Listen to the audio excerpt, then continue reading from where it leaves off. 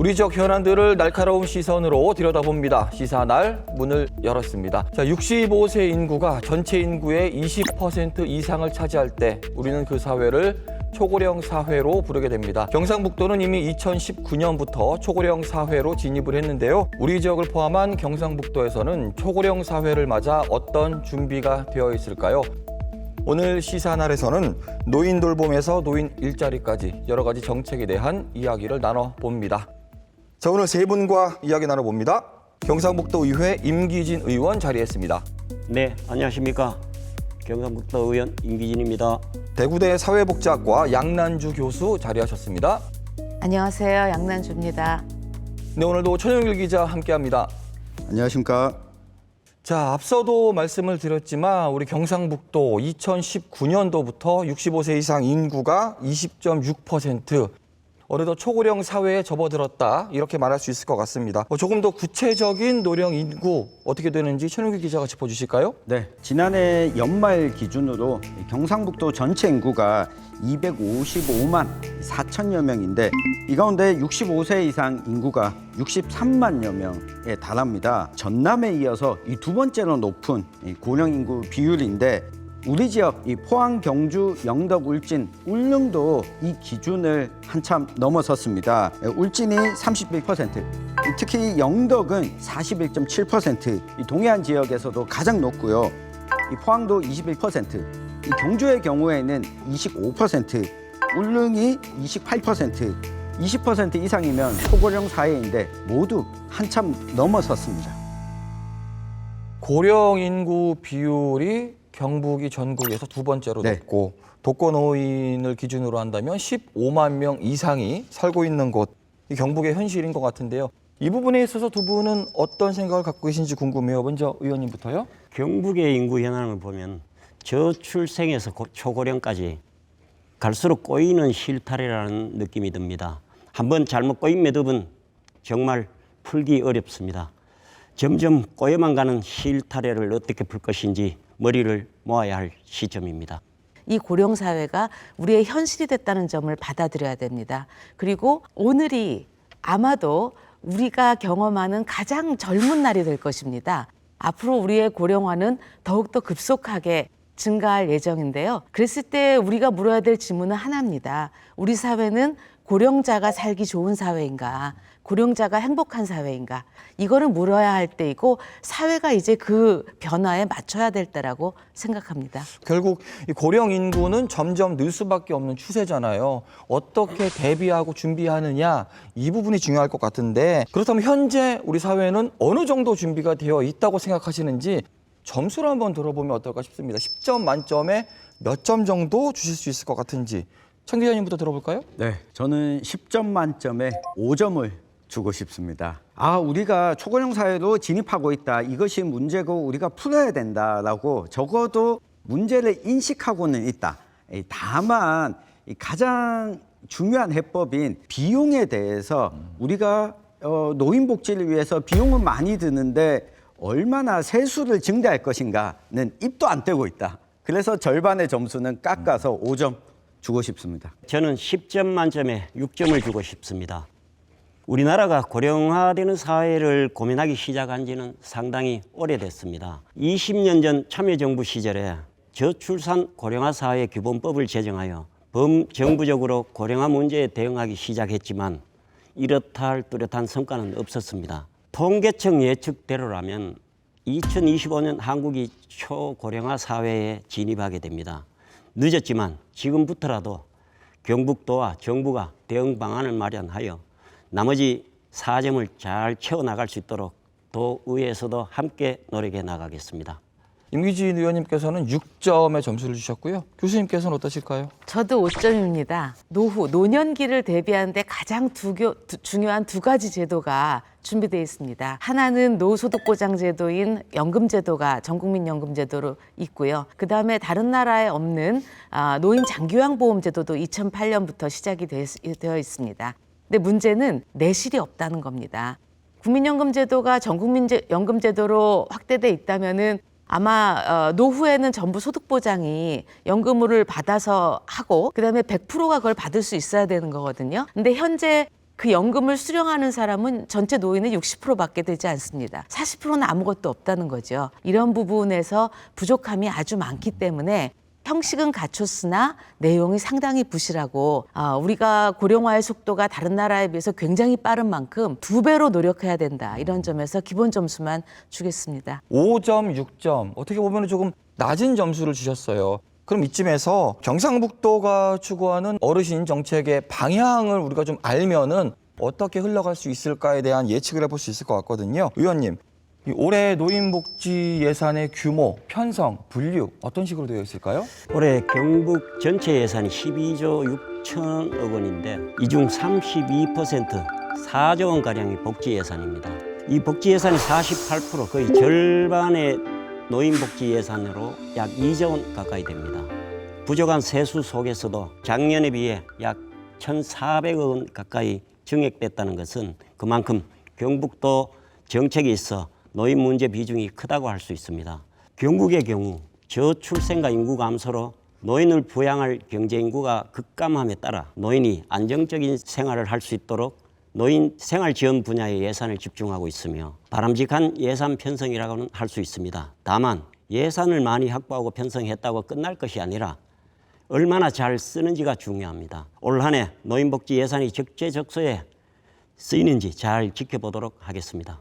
사실 어르신들의 이야기를 좀 들어보면 어르신들께서는 연금도 좋지만 조금 더 건강할 때 내가 일해서 얻고자 하는, 그러니까 일자리 창출에 대한 욕심과 관심이 굉장히 많으시더라고요. 특히나 질 좋은 일자리, 양질의 일자리를 어떻게 공급할 것인가, 이 부분에 대한 숙제가 가장 큰 숙제 중에 하나가 아닐까 싶거든요. 이 부분에 대한 이야기를 들어볼까요? 네, 경상북도에서 추진하고 있는 노인 일자리의 이 개수를 보면 총 6만 4천여 개 정도가 됩니다. 유형별로 보면 공익활동 일자리가 가장 많은데요.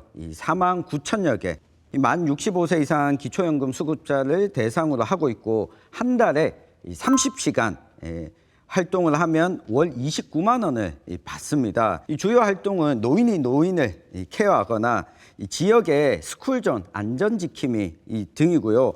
이 사회서비스형은 월 60시간 동안 활동하고 최대 76만 원을 받는 일자리입니다. 이 주요 업무가 지역 내 공공기관에서 근무를 하고 지역 아동센터나 어린이집 돌봄 등을 담당합니다. 시장형은 노인에게 적합한 소규모 업종에게 일자리를 창출하는 사업인데 경북도가 참기름, 도시락, 반찬, 또 식당, 카페 운영 등의 사업단을 꾸려서 여기서 이 노인들이 일할 수 있도록 하는 거고요.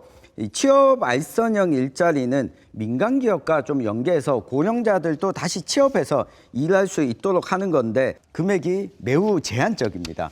그러니까 30만 원에서 70만 원 정도의 일자리는 과연 질 좋은 일자리라고 이야기할 수 있을까? 이 노인들이 질 나쁜 일자리로 어찌 보면 일자리 개수는 많아졌는데 안정적으로 내 노후 소득을 좀 책임질 수 있는 일자리는 아니다라고 하는 좀 부족한 박한 평가를 좀 하고 싶습니다.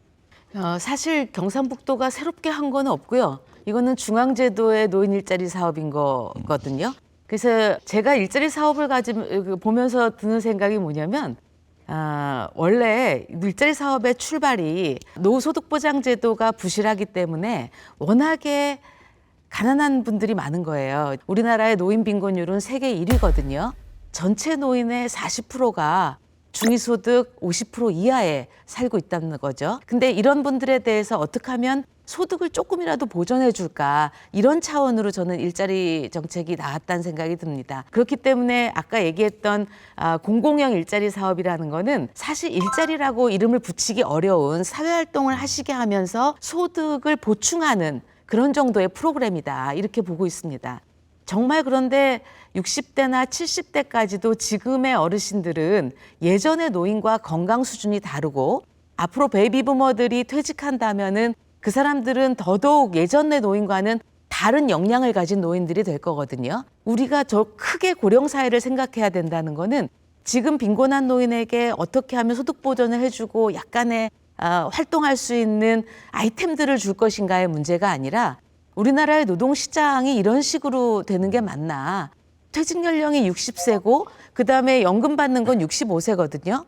구조적으로 5세 공백기가 있어요. 이런 문제들에 대해서 뭔가 본질적인 접근들을 해나갈 필요가 있다. 본인이 원한다면 건강이 허락되는 한에서 원하는 일들을 할 수 있도록 사회제도가 바뀌는 것을 이제 우리가 고민을 해야 되지 않을까 이런 생각이 드는 거고요. 하나 말씀을 드리자면 이런 거예요. 경상북도 노인의 빈곤 수준이 그렇게 낮은 편이 아니거든요. 높은 편인데 경제활동 참가율이 50% 가까이 돼요.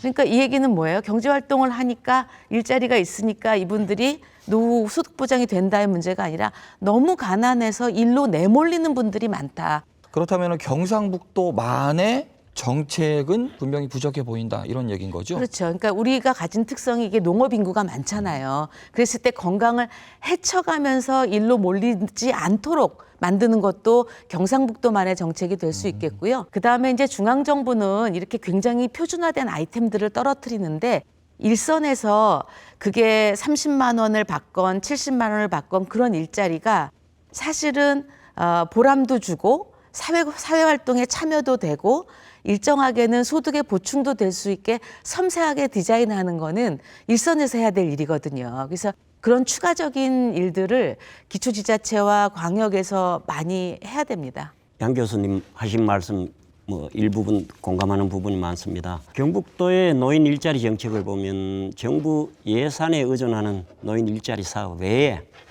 경북도 자체의 지속 가능한 노인 일자리 정책 및 사업이 참 부족한 편이고 그 내용도 일회성 일자리에 노인 숫자 채우기 위주로 예산이 집행되고 있습니다. 2020년 경북의 노인 일자리 유형을 보면 공익활동형이 86%, 전국 평균 73%보다 월등히 높은 수준입니다. 2023년 행감 자료를 보면 공익활동형이 83%로 약간 낮아졌지만 크게 개선되지 않고 있습니다. 이처럼 공익활동형 중심으로 어르신 일자리 사업이 시행되어 지속성과 실효성이 부족한 것이 아닌가 생각합니다. 그나마 다행인 부분은 경북도의 2024년 노인 일자리 사업을 보면 기존 공익활동형 사업에서 탈피하여 사회 서비스형, 시장형, 취업 알선형 사업을 확대하고 예산도 더 투입한다고 밝히고 있어 다행이라 생각합니다.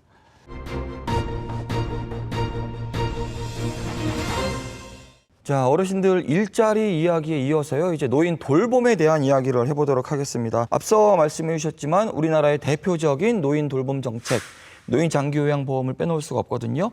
이 부분에 대한 이야기를 먼저 해주실까요? 예, 노인 장기요양보험 제도는 2008년부터 시행이 됐는데요. 예전에는 경제적으로 어려운 노인에 대해서 이렇게 서비스만 가능하고 이랬다가 장기요양보험 제도를 통해서 보험에 가입한 누구나 다 보편적으로 서비스의 필요가 확인되면은 노인 장기요양보험 제도에 의해서 시설급여와 재가급여를 받을 수 있게 돼 있습니다. 일정하게 15% 내지 20% 본인 부담금을 부담을 하게 되면은 단적으로 집에서 재가급여를 받으신다. 그럼 제일 많이 받으시는 게 방문 요양 서비스거든요. 그러면 요양보호사 선생님이 3시간에서 4시간 정도 방문하셔가지고 어르신들의 생활을 지원해주는 이런 것을 하게 되는 거고요. 그렇지 않고 주간보호센터를 가서 하루에 낮 시간 동안 9시부터 5시, 6시까지 서비스를 받으실 수도 있는 거고요. 그다음에 시설급여를 이용하시겠다라고 하면 요양시설에 입소하셔서 거기서 지내시게 됩니다.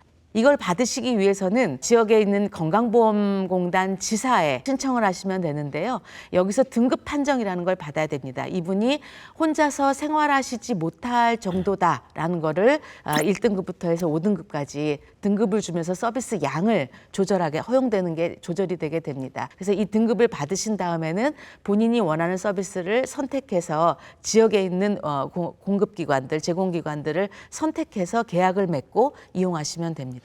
흔히 아시는 요양원이라든지 이런 데 입소를 하기 위해서는 노인장기요양보험이 가입이 되셔야 되는데 사실 문제점들도 많거든요. 여러 가지 사각지대도 있고요. 네. 이에 대한 이야기도 해주실까요? 노인 장기요양보험 제도의 가장 큰 문제점 중에 하나는 서비스의 질과 양이 충분하지가 않다는 겁니다. 노인 장기요양 시설의 경우에는 4분이 한 방을 쓰게 돼 있는 게 이제 우리 수가의 기준이 됩니다. 근데 이미 다른 나라들 같은 경우는 1인 1실, 그다음에 일종의 이제 본인의 사생활, 프라이버시가 보호되는 이런 공간이 충분한데 우리나라 요양시설 같은 경우는 그런 정도까지 되지 못하니까 사실상 그 입소를 많이 꺼리죠. 그래서 시설화되는 거를 꺼리게 되는 부분이 있고요. 또 하나의 문제점은 요양시설이 이렇게 많이 있음에도 불구하고 같은 시기에 요양병원이 급속하게 늘었습니다. 그래서 요양병원은 이 장기요양보험제도에 의해서 지원되는 것이 아니라 건강보험에 의해서 지원되는 거거든요. 근데 요양병원이 요양시설만큼 많이 있고 요양시설에 계신 어르신들보다 더 많은 분들이 요양병원에 입원해 계십니다. 근데 원래 그것은 사실상 어르신들이 원하는 삶은 아니거든요. 편안한 삶이 아니기 때문에 이렇게 시설화, 병원화가 많이 돼서 지금 서비스가 이루어지고 있는 게 이제 문제 중에 하나라고 보고요. 그렇다면은 집에서 원하는 서비스를 받는 분들은 어떤가? 시간이 많이 부족하다는 게 문제입니다. 아주 많아봤자, 그러니까 1등급을 받으신 분들도 가장 많이 받을 수 있는 시간이 하루에 4시간 요양보호 선생님의 방문으로밖에 안 되는 거거든요. 그다음에 이제 또 하나의 문제가 방문도 만약에 4시간을 나 필요한 때마다 1시간씩 3번 올 수 있는 건 없느냐. 뭐 이렇게 이제 사실 필요할 때마다 그렇게 자주 받으면 더 좋거든요. 근데 이제 그렇게 되지 못하는 이유 중에 하나가 요양보호사 선생님들의 고용이라든지 이런 게 그냥 시급제 비정규직이라도 봐도 과언이 아닙니다. 그렇기 때문에 그분들이 한 번에 갔을 때 3시간, 4시간이 확보되지 않으면 매칭이 어려운 부분이 있는 거예요. 그래서 이용자가 편안한 방식으로 공급이 되지 못하고 있고 반면에 또 요양보호사들이 그 직업이 안정적이고 오래 할 수 있는 생계 가능한 직업으로 자리 잡고 있지 못하고 있어서 앞으로는 이 요양 인력의 수급이 과연 가능할까 이런 게 걱정이 될 정도인 게 우리나라 요양보험제도가 안고 있는 풀어야 될 굉장히 3가지 과제라고 볼 수가 있습니다. 사실 그러다 보니 요양보호사분들은 대부분 또 연세들이 많으세요. 많으세요. 젊은 분들은 할 수 없고 네. 왜냐하면은 젊은 분들이 접근하기에는 급여가 너무 낮다는 낮죠. 게 있기 때문에 이런 경우가 지금의 현실이 아닌가 생각이 듭니다. 네. 그럼에도 불구하고 이 노인장기요양보험에 가입이 안 되시는 조건들이 굉장히 많거든요. 이런 분들에 대한 노인 돌봄 서비스가 필요하지 않을까 싶어요. 어떤 것들을 좀 짚어볼 수 있을까요? 네, 경상북도에서 역점을 둔 노인 돌봄 사업으로 먼저 사회적 고립과 우울 위험이 큰 취약계층 노인을 대상으로 맞춤형 사례관리 제공을 통한 고독사 및 자살 예방 사업인 노인 맞춤 돌봄 서비스 사업이 있습니다. 가족, 이웃 등과 단절되어 있거나 우울감 등의 정신건강 문제로 일상생활에 어려움이 있는 만 65세 이상의 어르신에게 개별 맞춤형 상담과 자원 연계, 자조 모임, 집단 프로그램 등을 제공하고 있으며 수행 기간은 22개 시군 58개소입니다. 다음으로 지역사회 노인의료 돌봄 통합 지원 사업이 있습니다. 25년까지 추진되는 보건복지부 시범 사업으로 전국 12개 지자체가 선정되었으며 경북에서는 의성군이 시범군에 참여하고 있습니다. 요양병원 입원 경계선상에 있는 돌봄 필요 노인을 대상으로 방문 의료 및 돌봄 연계 서비스를 제공하고 있으며 75세 이상 건강상 고위험군을 대상으로 하고 있습니다. 뭐 독거노인 문제가 처음에 이슈가 되면은 거기를 독거노인에 대해서 안보 확인을 위해서 만들어진 게 이제 노인 맞춤 돌봄 사업의 출발이 될 텐데요. 그다음에 이제 노인 고독사 문제가 되면 고독사 예방 프로그램이 나오고 저는 이제 그런 식으로 할 시기는 지났다는 생각이 듭니다. 가족이 있다라고 판명이 난 노인도 그 가족이 누구냐면 비슷하게 연로한 배우자일 가능성이 훨씬 높습니다. 노인 부부 가구가 50%가 넘으니까요.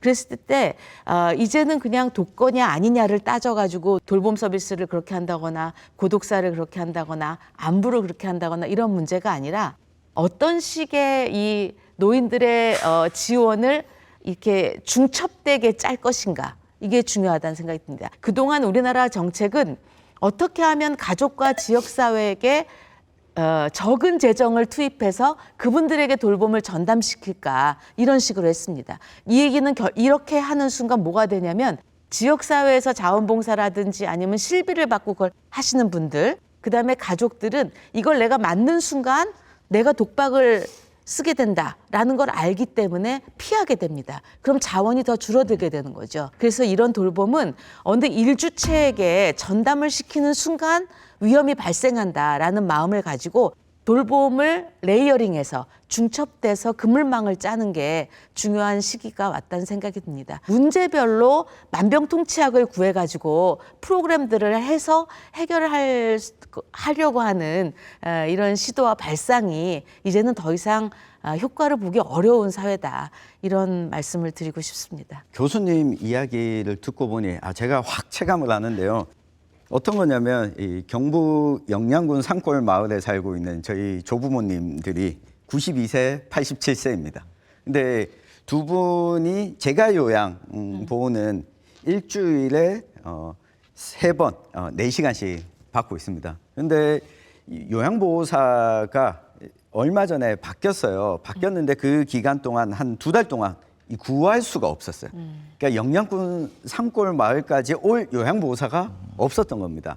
그리고 아까 독거노인 지원 프로그램이나 이런 데는 해당이 안 됩니다. 이 두 분이 같이 살고 있기 때문에. 또한 통합 돌봄 지원. 그러니까 문재인 정부 때는 이게 커뮤니티 케어라고 이야기를 명명했었는데 이것 또한 10여 가구가 사는 마을에 다들 80대 이상이니까 이 커뮤니티 케어를 담당할 사람이 없는 거예요. 이 경북의 요양보호사가 2022년 기준으로 3만 8천여 명입니다. 2027년까지 필요한 요양보호사가 75만 5천여 명 정도인데 근데 정부에서 내놓는 거는 이 공급 예상 인력보다 약 7만 5천 명 부족하거든요.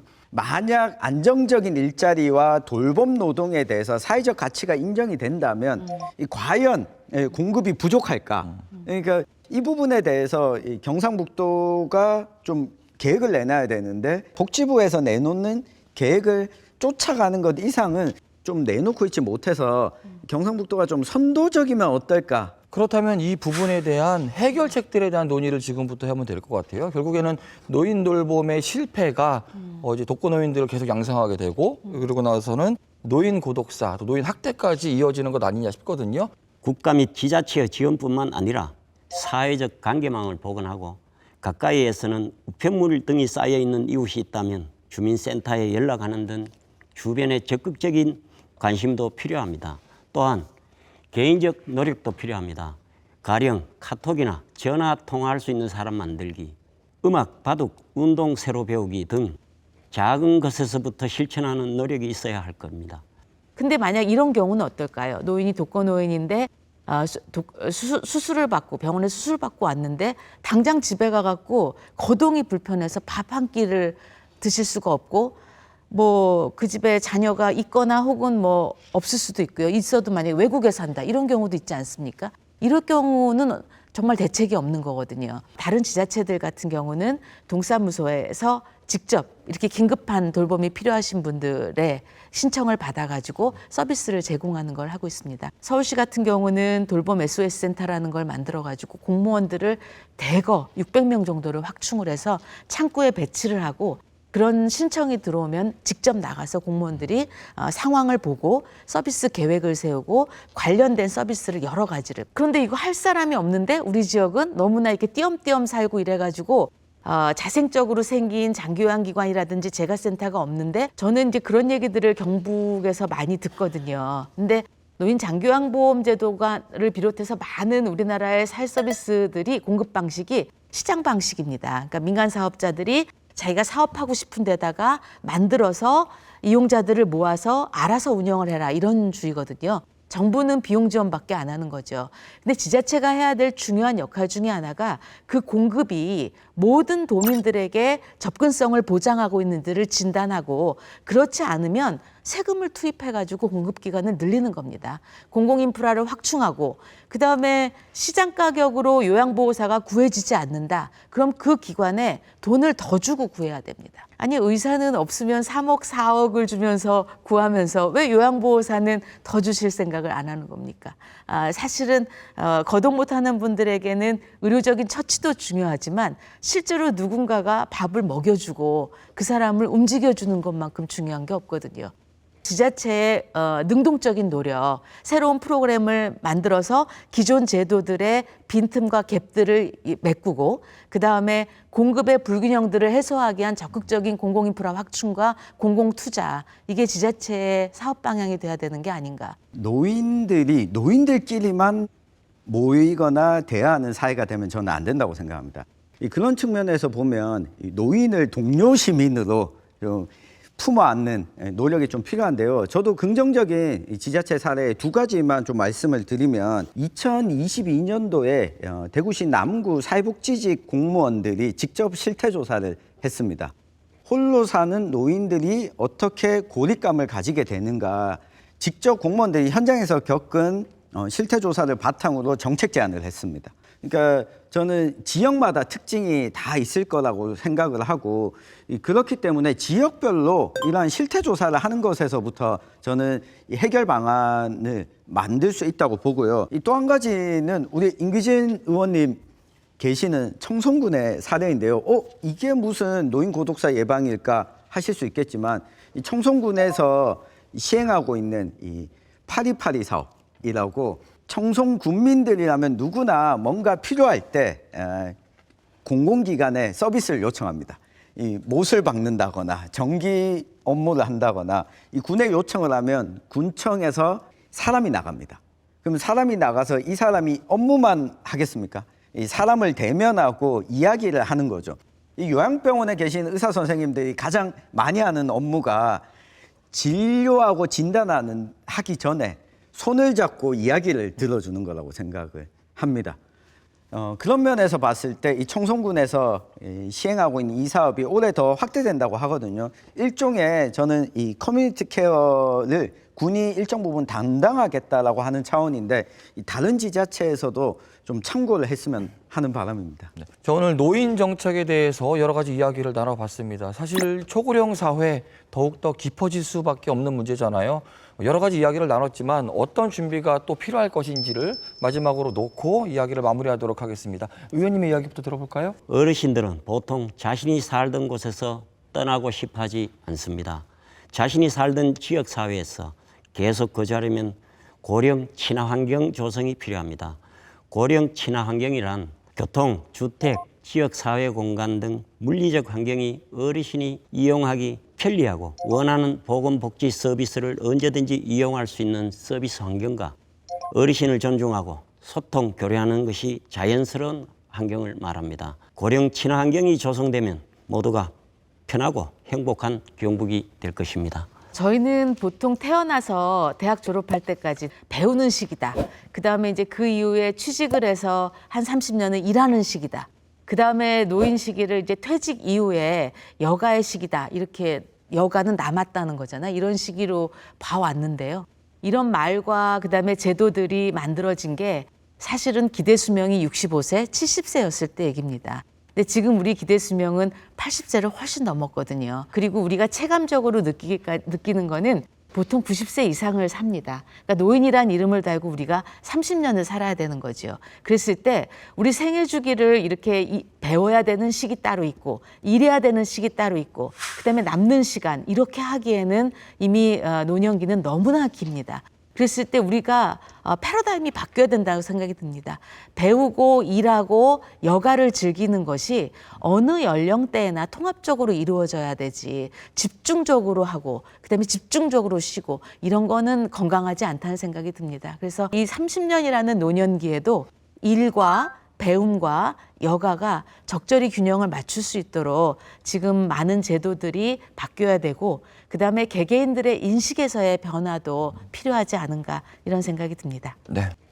가장 시급한 건 지금 국회의원 총선거를 앞두고도 조세 부담이나 사회보험료를 어떻게 정상화시킬 거냐 이야기가 없습니다. 이 OECD 기준으로 보면 국내 총 생산 대비 공공사회복지 지출 비율이 평균이 20%인데 한국은 12.2%로 35위입니다.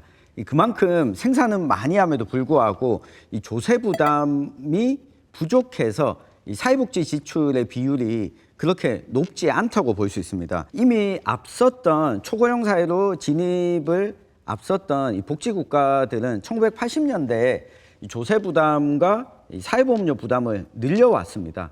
이 부분에 대한 이야기를 하지 않는다면 사실 이 노인 복지에 대한 문제도 해결이 어렵다는 이야기를 꼭 드리고 싶습니다.